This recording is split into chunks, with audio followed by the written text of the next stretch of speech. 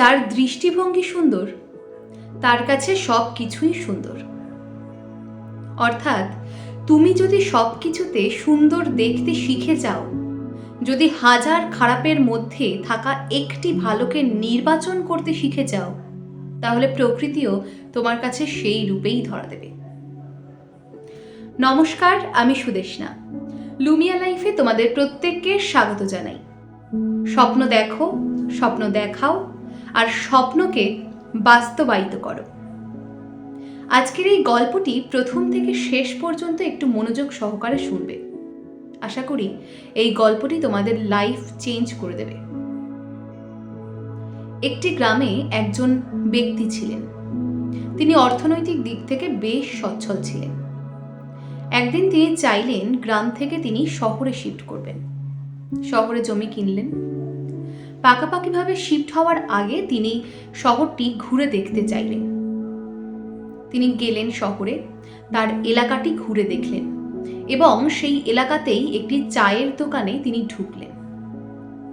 পাশে ছিলেন একজন প্রাপ্তবয়স্ক ভদ্রলোক। চা খেতে খেতে তার কাছে জিজ্ঞেস করলেন, আচ্ছা দাদা, এখানকার মানুষজন কিরকম? ভদ্রলোকটি কোনো উত্তর দিলেন না। উল্টে তাকে জিজ্ঞেস করলেন, আপনি আগে যেখানে ছিলেন সেখানকার মানুষজন কিরকম ছিল? লোকটি সময় নষ্ট না করে বলতে শুরু করলেন, আর বলবেন না দাদা, সেখানকার মানুষজন ছিল খুবই স্বার্থপর। তারা নিজেদের বাইরে কিছু বুঝতো না। তারা কারোর পাশে দাঁড়াতেও পারতো না, কারোর ভালো দেখতেও পারতো না। অন্যের ভালোতে তারা হিংসে বোধ করত। লোকটি শুনে গেলেন এবং কিছুক্ষণ পর বললেন, আমার মনে হয় এই এলাকাটি আপনার জন্য সুইটেবল হবে না, তার কারণ এখানকার মানুষজনও ঠিক সেই রকম। লোকটি হতাশ হয়ে সেখান থেকে চলে গেলেন। তার কয়েকদিন পর সেই এলাকাতে দ্বিতীয় আরেকজন ব্যক্তি এলেন এলাকাটি পর্যবেক্ষণ করার জন্য। তিনি এলাকাটি ঘুরে দেখে সেই চায়ের দোকানে গেলেন। প্রাপ্তবয়স্ক ভদ্রলোকটি প্রত্যেক দিনের মতো সেদিনও চা খেতে এসেছিলেন এবং তার সঙ্গেও তার দেখা হয়ে গেল। লোকটি কথায় কথায় সেই ভদ্রলোককে জিজ্ঞেস করলেন, এখানকার মানুষজন কিরকম? ভদ্রলোকটি আবারও কোনো উত্তর দিলেন না। উল্টে তাকে জিজ্ঞেস করলেন, আপনি আগে যেখানে ছিলেন সেখানকার মানুষজন কিরকম?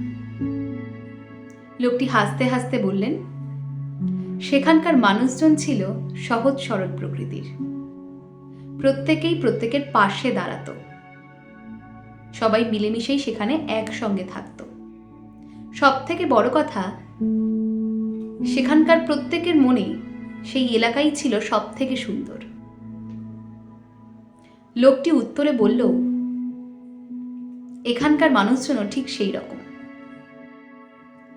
তোমার লাইফে উচ্চতা নির্ণয় হয় তোমার দৃষ্টিভঙ্গির দ্বারা।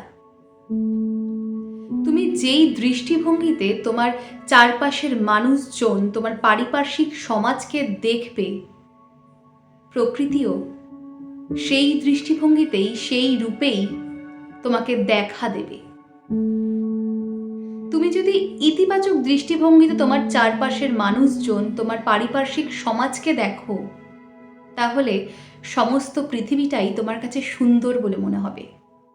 আর তুমি যদি নেতিবাচক দৃষ্টিভঙ্গিতে তোমার চারপাশের মানুষজন, তোমার পারিপার্শ্বিক সমাজকে দেখো, যদি তাদের ভুল ত্রুটি তুমি দেখতে চাও, তাহলে সমস্ত প্রকৃতিটাই তোমার কাছে ত্রুটিপূর্ণই মনে হবে।